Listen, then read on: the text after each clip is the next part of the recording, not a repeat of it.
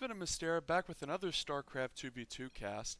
This time we have an exceptionally exciting game that I just played on the brand new patch. And the reason that I haven't been uploading very much StarCraft lately is because every year, near the end of the year when BlizzCon approaches, Blizzard is very hesitant to release new patches.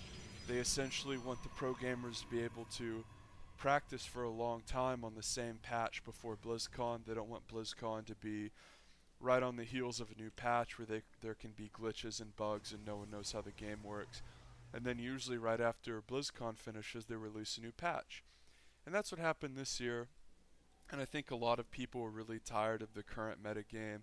There was just an insane amount of whining because, apparently Zerg is too good.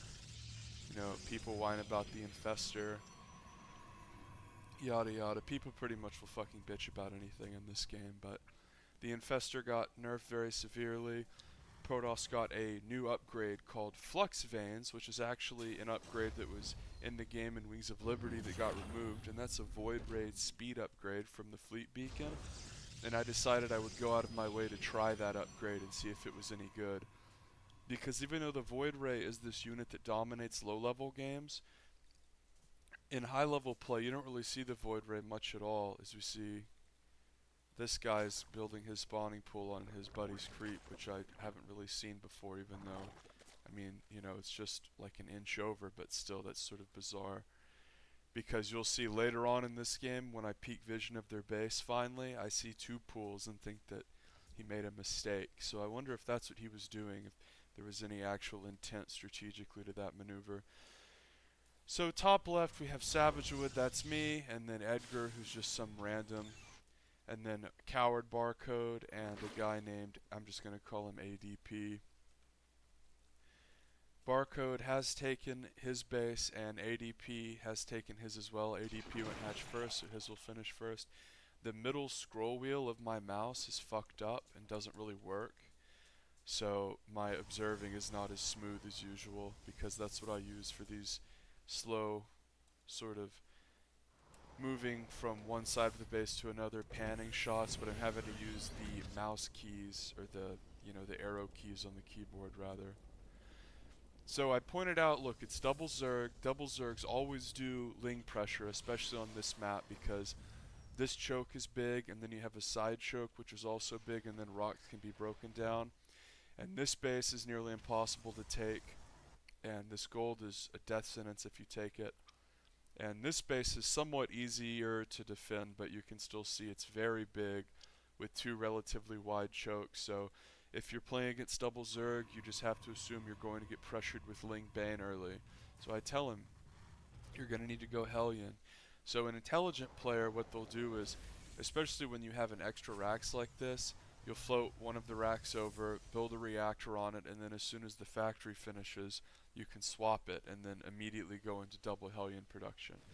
And we can see a lot of Lings are already out on the map. Bane Nest is almost done for each player, and the Ling Bane aggression is about to hit. Now what do we see here from the Terran? Well, first of all, no bunker, and there's really no reason to skip the bunker against double Zerg on this map. You can even put it over here to help your ally. You can put it up at the ramp as the Banes are starting to morph here. And he's going for Hellion. See, he idiotically made the tech lab, so it's like pretty much you delay it even further, and then you can get a tank, but no, he's going to get a Hellion, so this guy doesn't have any clue how to play or how to listen. Notice both his racks are idle. Two Stargates are going to go up here for Savagewood, and his economy starts to boom. No Warp Gate here for Savagewood, and no Sentry. And the Baneling bus is going to commence here. No bunker either. This would be a pretty easy held with a well-positioned bunker. This would be a pretty easy hold with the tank in a bunker. This would be an auto win with Hellion opener. However, Edgar doesn't really have any idea how to play. Also, there's no reason not to make these depots right here as a backup wall, and he fails to raise these depots as well. And notice he raises them after, so I'm going to lose extra workers for no reason. Total clown, this guy. Oh, notice he's still not building a tank even though he has the gas, and he's not going to pull his workers on time. This is just dreadful play. And I don't have enough money to get the Oracle. I need to saturate these gases. crisis management's a little bit sloppy, but these gases weren't up before the Bane attack hit, whereas all of these mistakes he made unforced errors. Now notice that the reinforcements are not going to be able to slip through because I have full walled here. This is what you want to do versus a Ling Bane all-in, is you want to go out of your way even after they blow the wall down to re-wall, because a lot of times, especially if you're Terran and you can repair, they'll have to re-Bane bust it. In other words, they can't just run up with Lings and DPS it down because they'll have stuff behind it. So I'm going to throw up more stuff behind the wall to strengthen the wall, including this pylon, and then get an Oracle. Oracle's really good against Ling Bane, and you want to go ahead and focus fire the Banes if you can, because you don't want them hitting like that. And again, Edgar just fucks up the most simple of micro. Just a total clown, this guy. I don't know where the hell they find these people to match me with, frankly. And my SCV, aka probe saturation, is just now getting back to where it needs to be. Did not lose many workers at all. One of the Zergs is on 2 full base saturation, the other one is doing pretty much hard 1 base all in. And this is really good if you're Protoss whenever the Zerg is on low economy and they have to waste their precious few drones to make spores. Very useful. ADP is taking a 3rd base, and there are quite a few spore crawlers in the Zerg base. This one not so much because it's sort of protected by this base and this base. Some Ling aggression going on. The Oracles are going to move out and try to pressure. But whenever you are playing this base and you think you're going to get dropped or harassed, you want to build a spore here or here so they don't just fly into your main. The Savage was going to try to get some stuff done, but really he can just hide by the plethora of spores that they made. It's not a big deal. He's going to try to snipe the Queen. And there's a lot of energy on that bad boy, but unfortunately he sees the Hydra and turns on the Hydra. And at this point, the damage you can do with Oracles is pretty limited when it comes to their bases. Although this Queen really should have been picked off, truthfully. So the Zerg players are both going to go into Hydra here. Looks like going to be some form of Hydra Ling Bane. Savage Wood is pretty well saturated, but he's running into the issue of he should have taken his 3rd a couple minutes ago, but because of the continuous pressure it got delayed. Floating a bit of money here. Once you get this 3rd out here, you really want to get some cannons up, you want to get some batteries up, because you know they're going to attack up into it. But his Forge died during the Baneling bust, and he killed his own pylon and got supply blocked. This is one thing about being pressured early and Bane busting and having your infrastructure screwed up, is we see all over the map Phoenix flying around and gaining map control, something that should be done every single game to go Phoenix. Very, very annoying for Zerg to deal with. And we can see Edgar idiotically moving out with the most laughably paltry force of units. You can get away with these small goofball move outs if you have medevacs, because you can pick up and run away. This is just someone who doesn't have any fucking clue how to play. Still no bunker. He knows we're going to be continuously attacked at the front door and he's not going to make a bunker. And the Zerg player is seeing the one Liberator just going to run over to this 3rd, which of course because of the dead Forge didn't have any cannons. And Savage was just going to have to back up and try to kill his own warp gate, but he's not going to in time, so he's just going to have to turn on the army. And one thing about this is, I'll rewind it a little. So if we watch from Savagewood's point of view, it's real hard to see how much is coming. You look at this, it's like you know something is trailing it, but you don't know how much.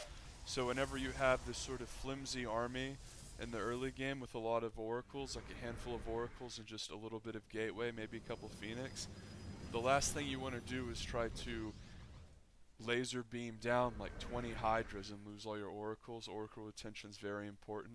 So we're going to see Savagewood, he's going to try to place some defensive mines, where if he, in an ideal world, had full vision, maybe he would have known that this was, you know, just about 8 Hydras instead of 15. And in 2v2, it's exceptionally difficult to judge the units because it's not like 1v1 where you have a really good idea of how much someone can produce. And a lot of times if you play on just straight yellow-red or like green-yellow-red color scheme, and instead of everyone with individual colors, you might not be able to tell immediately, okay, this guy is going pure Roach, the other guy's going Hydra Ling, as opposed to they're both going like Roach Hydra or something to that effect. But they do hold the attack pretty nicely. And again, Savage Wood, very importantly, doesn't lose workers. Anytime he gets attacked, he mineral tricks his probes back to his base. And the creep spread here for the red team is pretty pathetic, honestly. Whenever you are double Zerg, you should just go absolutely hog wild with the creep spread. You don't have to worry about cock blocking your ally if you're playing with the Terran or Protoss, which is just a big fucking joke. Whenever you do that to your ally and they can't build, it's really annoying for them. This Edgar guy really doesn't have a fucking clue. You know, I just played this game, so I couldn't really tell. I didn't, as we see, exceptional map control here. Super easy to do, to just queue up Shift A move commands around the map. It's just laughably easy. Make a handful of Phoenix, and then if we go to the vision of the Zergs, all their Overlord vision has been eliminated, making it much harder to know when and where to attack, as well as what the unit compositions are. Savagewood is trying to get a little bit of SimCity up here at his third. Shield battery, a couple extra gates. These gates are more for warp in time because Savagewood's going very Stargate heavy, and he's getting a fleet beacon as well. And here a little bit of push from Edgar is going to occur. This is actually the spot you want to push if you're going to push, but we can see Edgar's macro is so bad where the amount of units he needed for this to actually work is being floated. And plus, if we go to upgrades, he doesn't have stim or combat shield.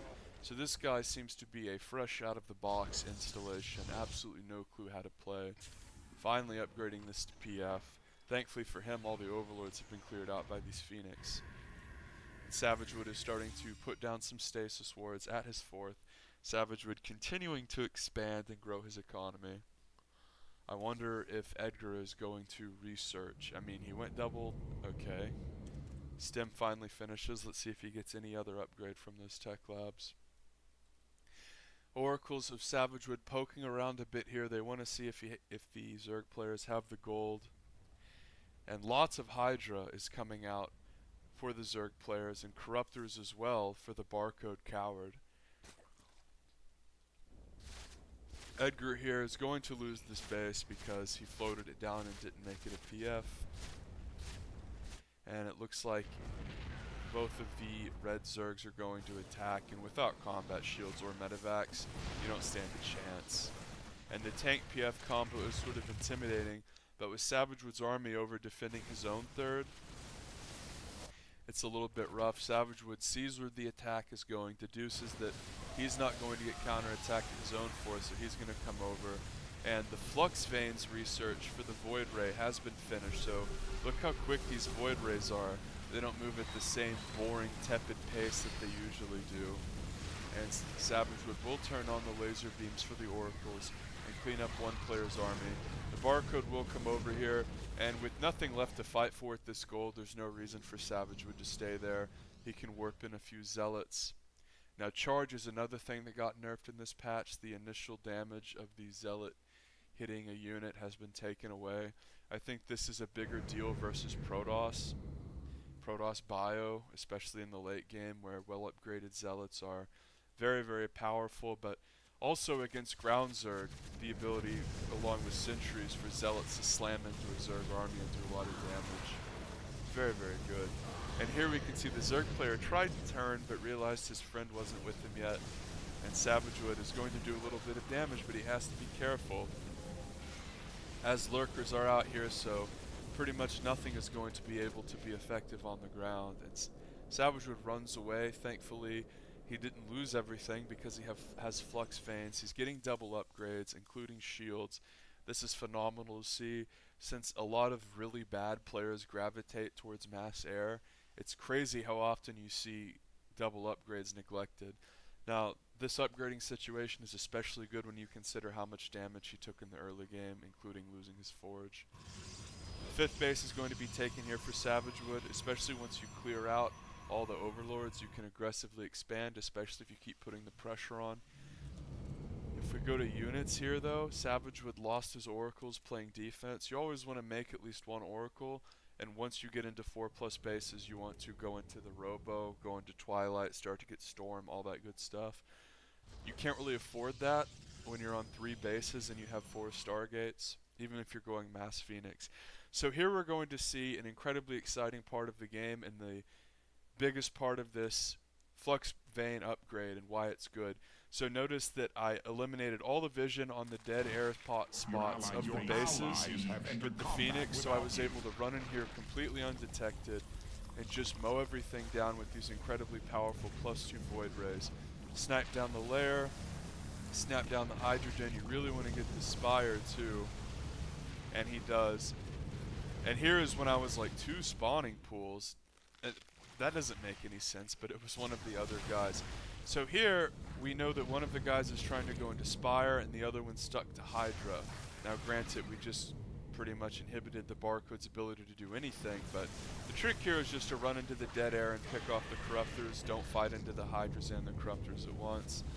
And here a little bit of a trap is being set up, but this is another great part of Flux Veins, whereas before that would have been a relatively devastating trap. You're able to jackknife north and do some real damage. Now notice these northern Void Rays are able to run and make their escape as well. Remember, none of these things would have really been able to be done before Flux Veins. You're sort of hard committed minus a recall with Void Rays, and if you can't really run in and do this sort of mobile Void Ray harass. Combat shield about 3/4 of the way done, as you see Edgar sort of slowly pushes into the Zerg base despite the fact that they were both occupied for 90 seconds and he didn't really move anything up properly. This is so easy just to move all this shit up, scan, and then siege up in the money spot again. As we can see, ADP's entire army is being forced to pull back again. And he scans and clears some creep. Notice there's only 6 Marines in the production tab off of 4 base. That should be at least 15. Savagewood going to dart back in here and kill this gold base. And whenever you lose your main hatchery, not only is it devastating because usually that's your lair, and of course losing a base is always bad because of the mining, but your structures will start to bleed off and die. And if you weren't smart enough to preemptively click your overlords to spread creep, you run into the situation where it's very difficult to keep those structures alive. Now with a Zerg ally it's less difficult, but it looks like we're going to see a bit of a base trade here as everything is being pushed across the map, and Edgar should have been able to pretty much hold almost all of this solo. All it would have taken was about 8 tanks and some bio, but since he's been floating money all game and is on one factory like a putz, he's just going to get run over here. Thankfully for Savagewood, he does have these other bases. And remember, limiting vision is important because if we go to the Zerg's vision, it looks like, oh, they're both on like 3 bases and all we have to do is kill this little part of their base. As we see probes recalled there, butcher the production and we'll be fine. Now unfortunately, because Savagewood has such a big army, as worthless rope weight Edgar leaves without contributing anything to the entire game. Savagewood was in this shitty position where as soon as he lost a few pylons, he was supply blocked hard. Super hard. So it looks like Void Rays are going to go to town on the corner bases as everything is just being run across the map at maximum speed. And these Void Rays are so well upgraded and they're in groups to the point where it's going to be hard for any units that come out of the hatcheries to kill them, because look, all the hatcheries are sort of being isolated. And Savagewood is just continuing to wreak havoc on the Zerg players. Now the Zerg players are in the main of Savagewood, and they do have +3. Savagewood is trying to snipe these Overseers, and the Overseer lives with 30 HP.